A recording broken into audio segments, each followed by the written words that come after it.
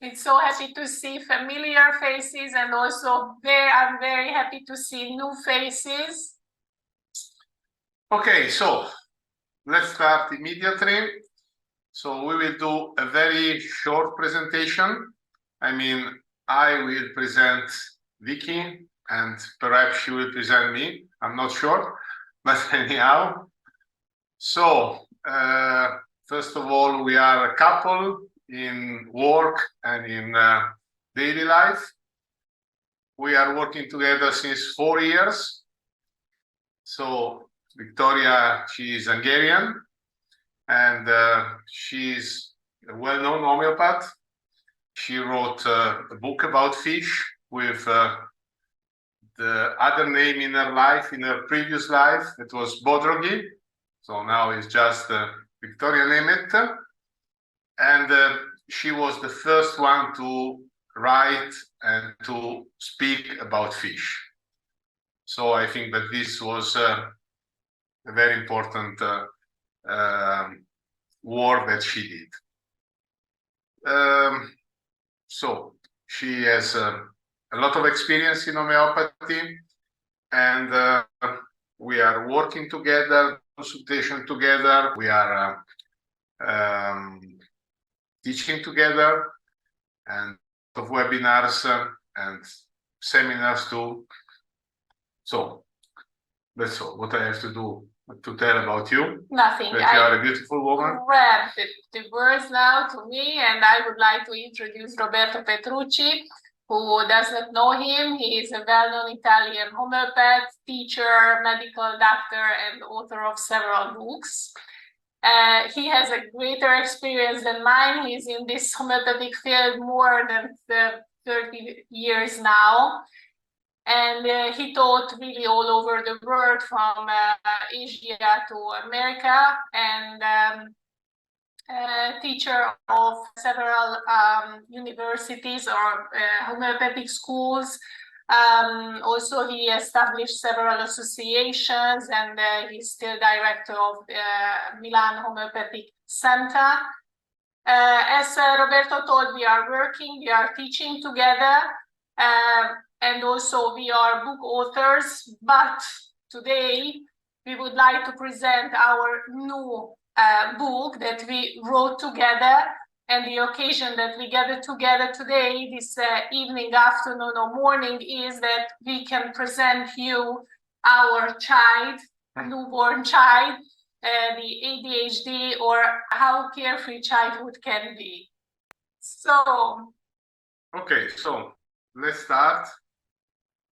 We will give you an idea of this book, and Victoria will give you an idea of this book, and in the second part, I will present a case that is not inserted in the book, so it's another case. So if you will get the book, you can read all the other cases. Yeah, so our purpose is not book not available, so available about ADHD. Wonderful and brilliant homeopath wrote about this topic.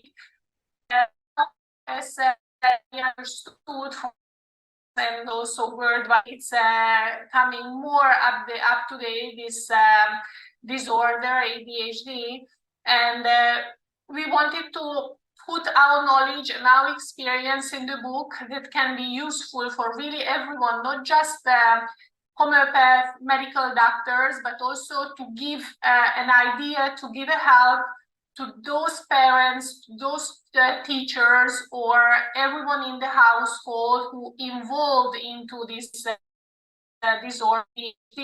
And also, it's important to highlight ADHD is not just a child problem.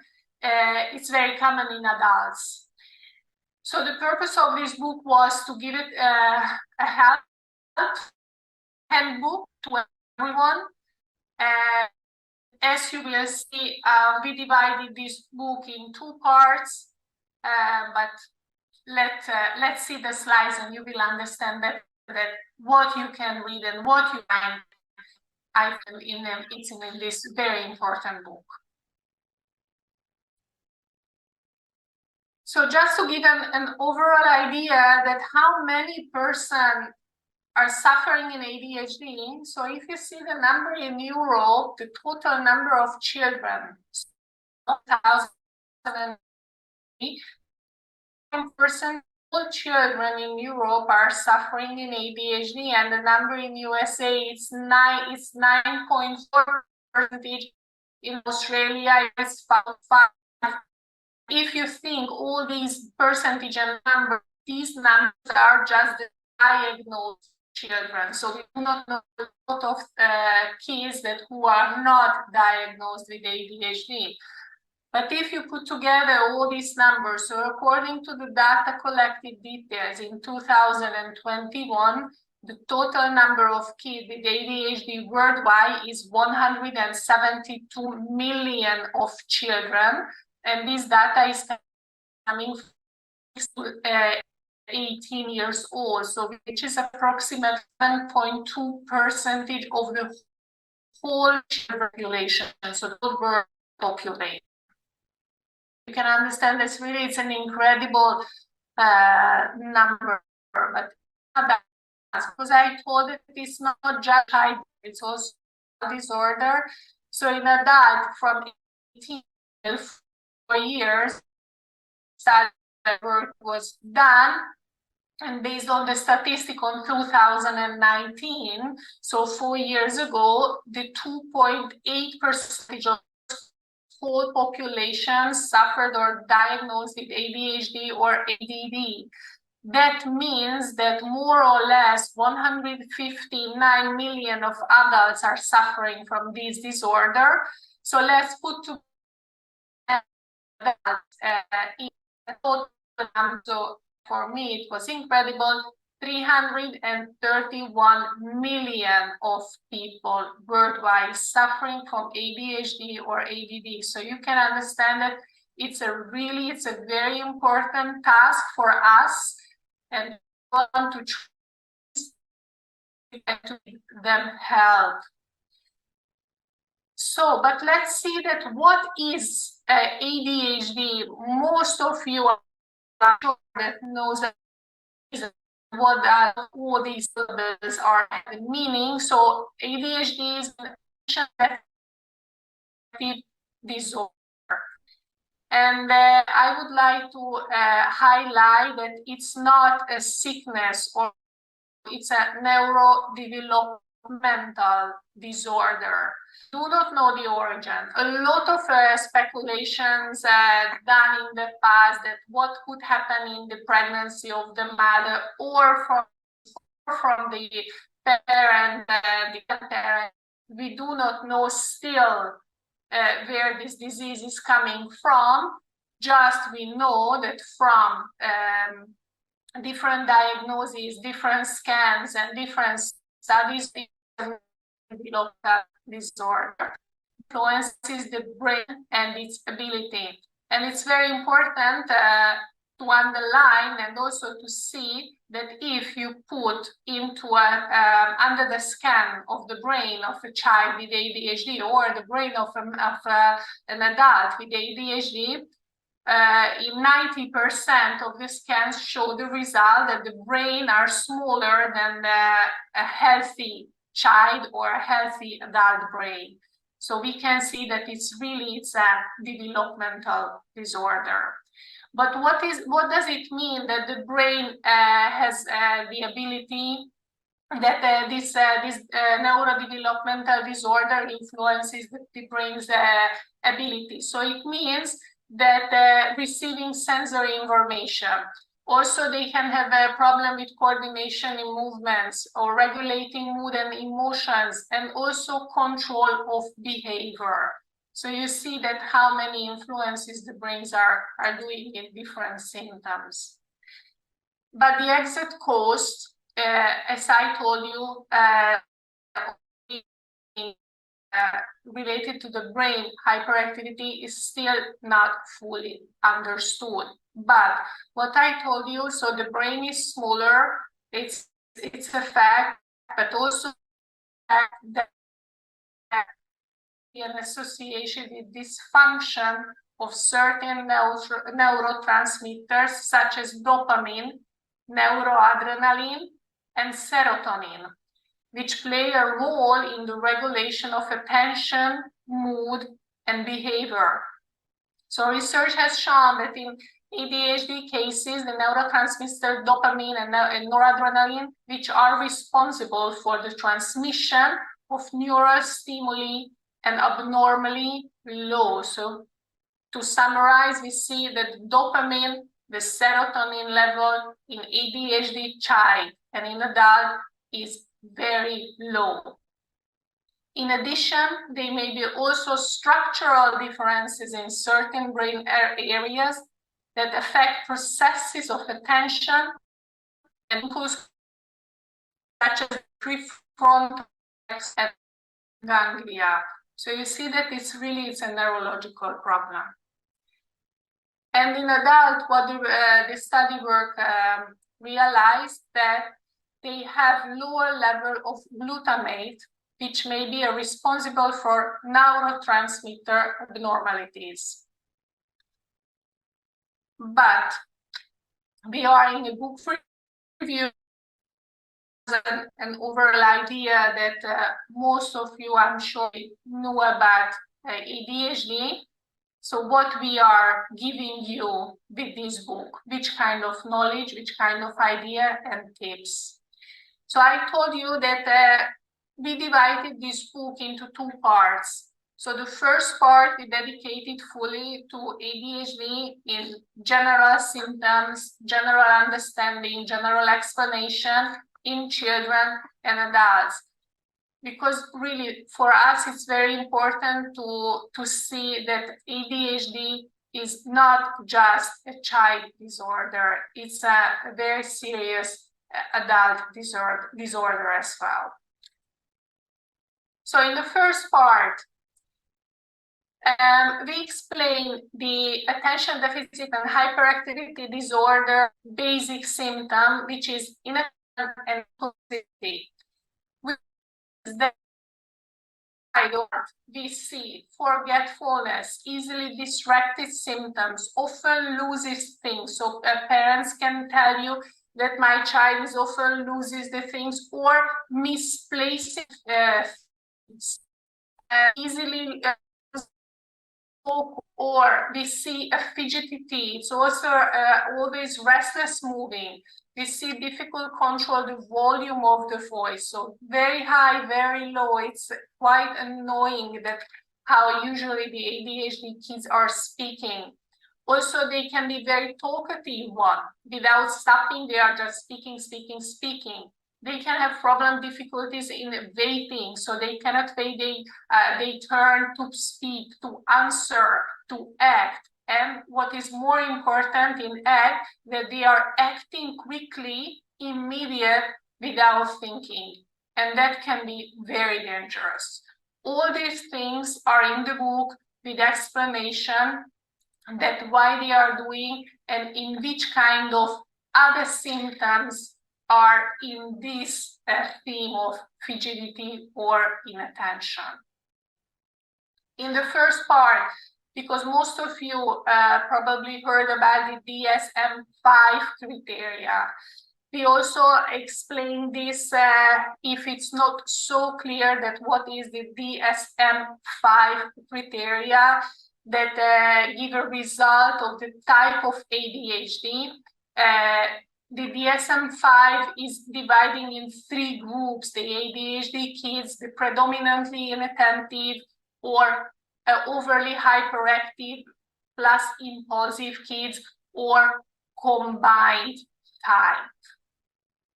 Usually the neuropsychologists, neuropsychiatrists are working with this DSM-5 criteria, but if in your practice you will see that what is the result immediately, now you will understand, and also in the book is more detailed that what does it mean. But here on these slides you can see that also which are the criteria that a child has to be in, can be placed in this system, in this examination system, and also the explanation of the subtypes.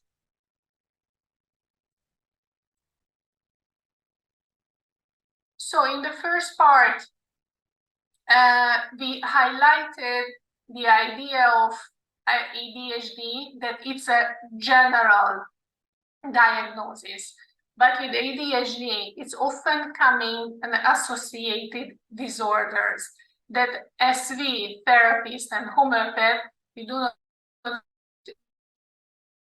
consider, always have to consider these associated conditions, because these are that is giving us the help that which we have to choose in our team. Not everyone, of course, but always there is an associated disorder in ADHD, but not everyone has the same. So in ADHD, we can see ODD, so oppositional defiant disorder associated disorder, or conduct disorder, or we can see an anxiety, which can be also an associated condition, and also it can be very severe, because easily, really very easily, after a while, anxiety can turn into a very, very severe depression. We see sleep problems, child with ADHD. Of course, not everyone, but this is for us homeopaths, it's a symptom that if a child is suffering from sleep disorder, so it's an associated disorder, but we have to take into consideration it can come from the constitution itself. We can see learning difficulties in associated conditions. So all these conditions are explained, a more detailed explanation can be found in the book. But as I told you, so with this part 1 and part 2, we wanted to give a help, not just therapists and not just homeopath. So the first part, we are giving another help beside homeopathy, how to help ADHD. The first and the most common and most easy to use other therapy is the behavioral therapy, that we dedicated a chapter for it. And this behavioral therapy, we are showing that how we can control and manage our behavior, and also the behavior of the child. Also, we can see what is that thoughts, feeling, and we can see that how these three are acting to each other. And with this idea and also the tips of the behavioral therapy, you can handle much better, really much better yourself, and also the situation that the ADHD child can cause at home or at school. So with this behavioral therapy, parents can use this practice at home, teachers can use at school, and especially if you have this child in your household or in your practice, you can teach the child or the adult how to use this therapy at home and also at school. In the book, we are giving some tips how to help what to add in daily life, what to add, what to ask from the teacher if he is or she is able to cooperate with you with this problem. So behavioral therapy, I think that it's one of the most important therapy that you can advise and you can learn beside homeopathy to help in ADHD. The last chapter, 5, ADHD in adults. We are listing all the symptoms that can appear in adults, and also the other related condition can be different. Very seldom, if it's not a very severe pathology and an advanced pathology, in adult it's more not popular, but it's more common to see a personality disorder, a bipolar disorder, or an obsessive compulsive disorder. And in the book, you will read that which are the symptoms that related to ADHD or ADD.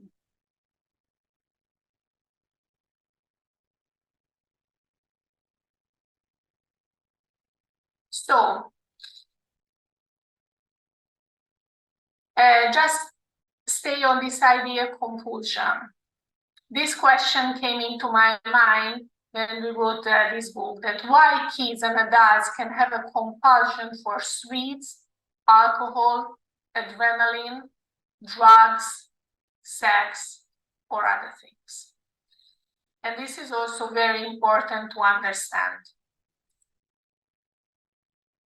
The answer is lying in the brain. And it's lying in so-called, or how I can increase the dopamine or serotonin level by adrenaline or glucose. So this is how a brain of ADHD is working. We call this syndrome reward deficiency syndrome. So every behavioral reward, what can be in ADHD? In child, we see a lot of child craving for sweets, eating always chocolates, because it's increasing the dopamine. In children, a little bit later ages in the but in that we see a compulsion for sex or pornography, or a different type, a kind of music, not a pop music. So it's a more adrenaline-like music. We see pattern in high-risk activities. We see extreme activity desires, or which is very dangerous in teenagers, that they are searching for fast-acting drugs. Also, they are searching alcohols, and later they will complete situation. But why? It's lying in the fact of the low dopamine level and the self-reward system. Because all these ingredients, all these stimuli triggers the dopamine spikes, and the brain feels a temporary, and it's very important to understand, a temporary satisfaction as an intense reward. The one bottle of wine, it will be not enough. Next time we will drink another one, next time another, and it will become a compulsion. And this is like in child eating chocolate, it's a compulsion. But if you are taking away, the child will find another reward system, another reward ingredient that can stimulate the brain.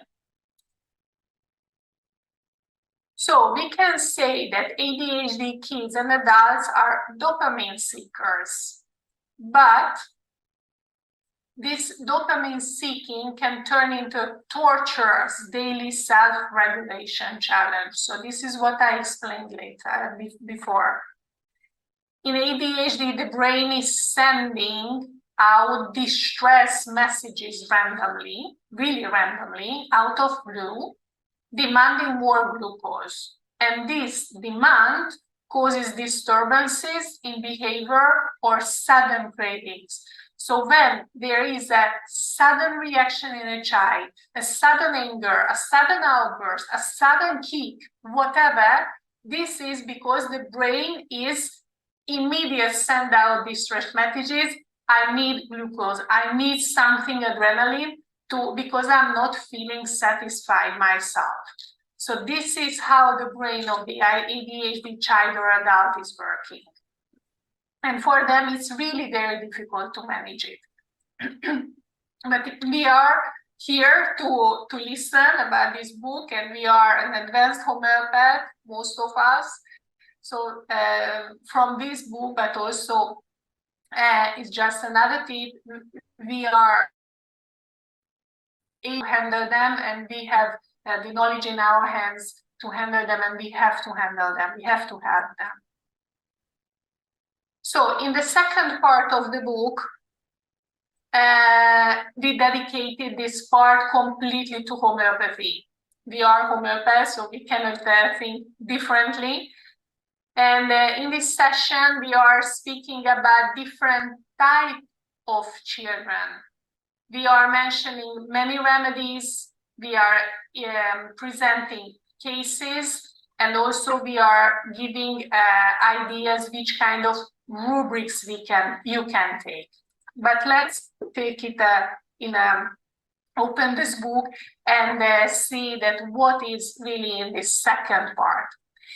So at the first, we are explaining the different type of ADHD in the understanding,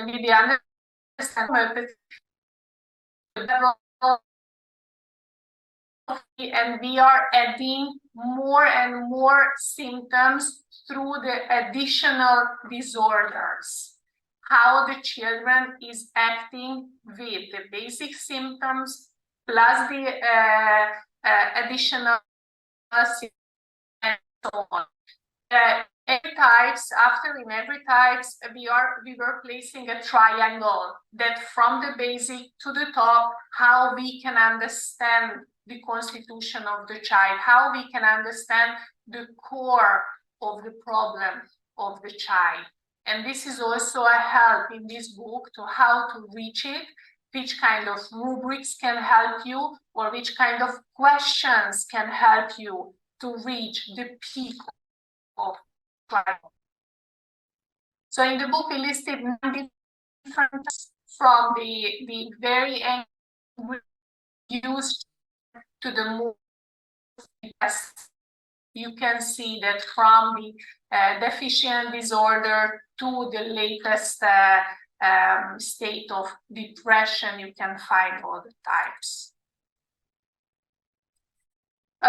Also, when we are seeing an ADHD case during the years, because we have more than 10 years experience in ADHD, and we have really hundreds of cases, and little by little we understood that with the homeopathic approach, how we can give an easy way and help to other homeopaths to understand easily the character and easily to divide the kids into 2 parts. And we name these 2 parts. One part is the extrovert child and the other is the introvert child.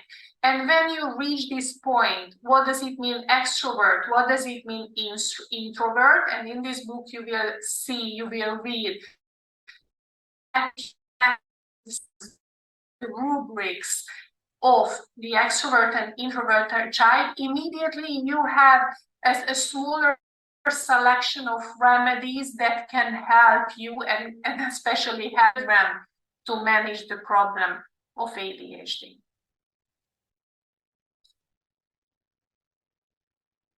So, which rubrics you can take when, for example, face to a child with extrovert or introvert? Just give an example, which kind of type you can speak about. So we can speak about, for example, a bossy type.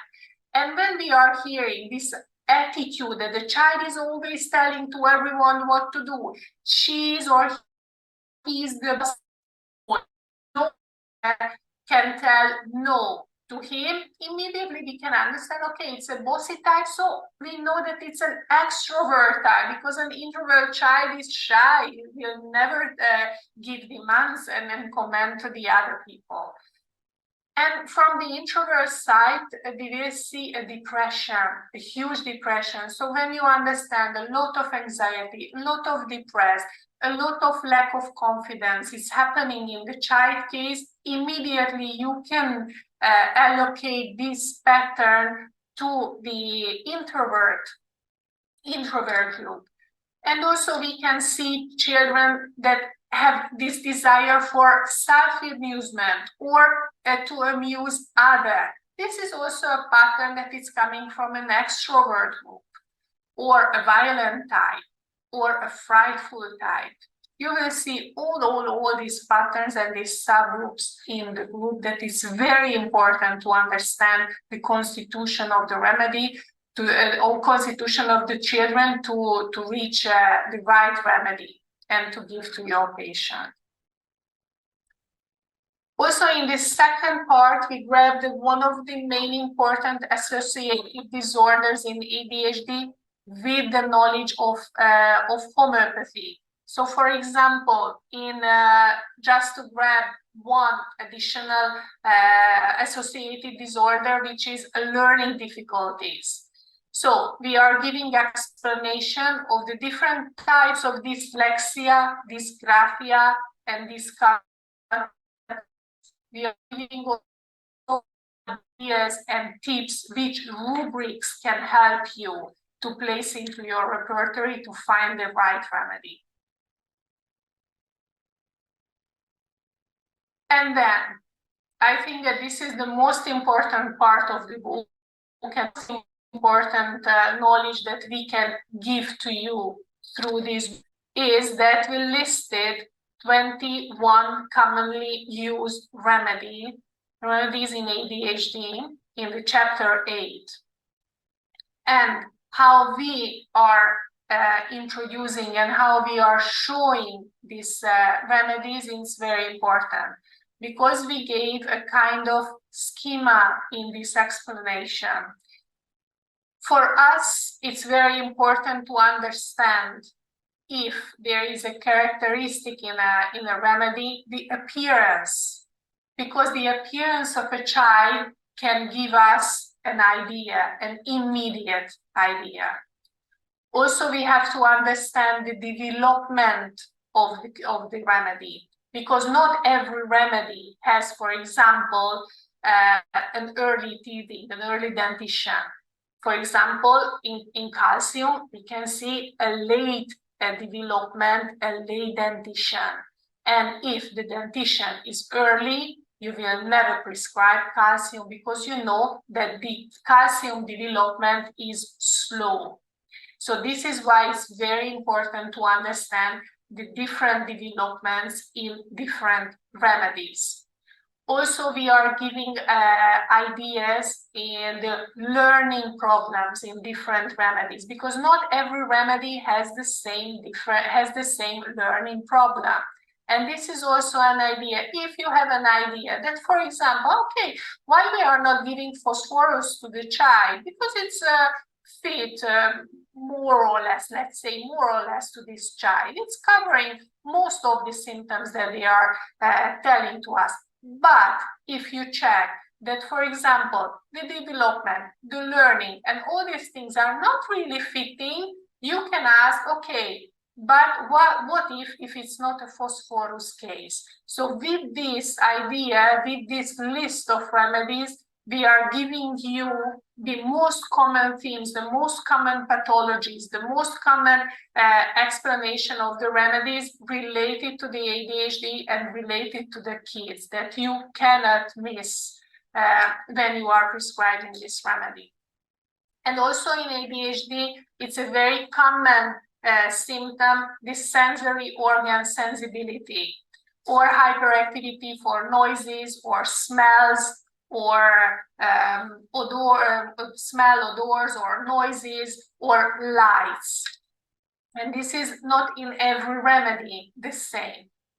Also, we are explaining the characteristics of the different remedies to understand that which kind of behaviors you have to see in the different remedies. Part, we are giving the sensibility of the different organs, the sensibility of the different diseases and sickness the remedy can suffer from. In chapter 9, we are presenting our cases. We wrote 14 cases of ours with the latest how explain the remedies. So you will see the age, the gender of the child, and of course the pathology is ADHD, but we were according to every, you will see the details of the mother's pregnancy, the details of the birth, the details of the development, the characteristics, sensory sensitivity, also the child's complex, so how the child is acting school or in the nursery or it's in a preschool. And through this layout, you will understand our idea method to arrive to, and also it's also you can put together the pattern, the remedy, and the case together. After every case, we wanted to show you that these cases are really a very long years cases. It's a very taking care. So we took care of this patient, and still we are taking care of our patients very seriously.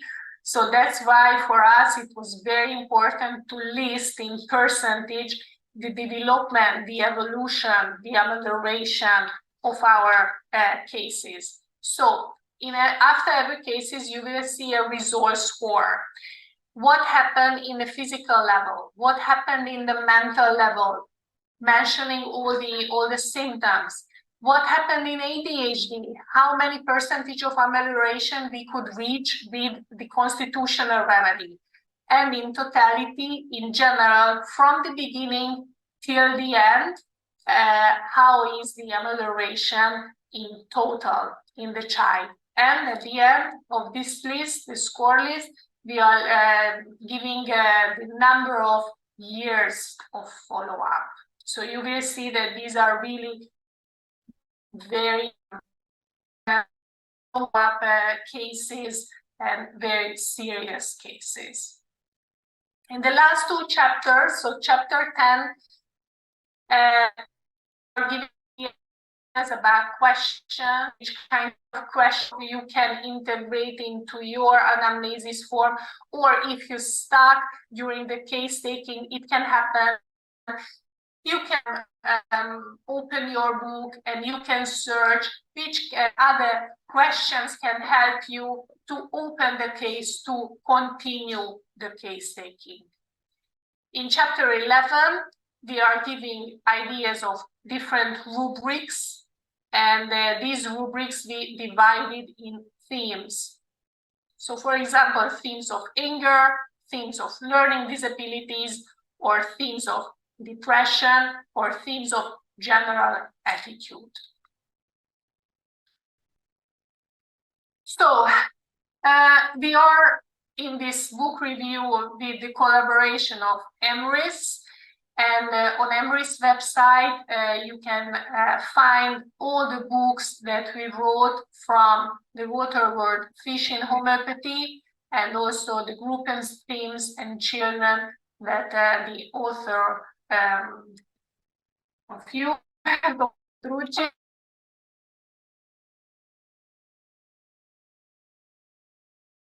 Okay, we can get to thank Jenny, that is the editor of our book. Hi, Jenny. Thank you very much. Thank you. We would like to say a big thank to EMRIS, to our publishing company, to Olivier, wherever you are. We hope the kids are all right. Yeah. And also Jenny, that she had to go. She's a fantastic woman, and I keep her in my heart. And you all in our heart. Keep in touch, and whenever you need help, whenever you want to share something with us about ADHD or about your work or about homeopathy, feel free to write us, feel free to contact us. And don't forget ADHD in adults because it's really very, very, very frequent. Yeah. So have a nice evening, have a good night, good morning, good afternoon, wherever you are, all over the world. Big hug. Thank you very and much. kiss to everyone. Bye. Ciao. Bye-bye.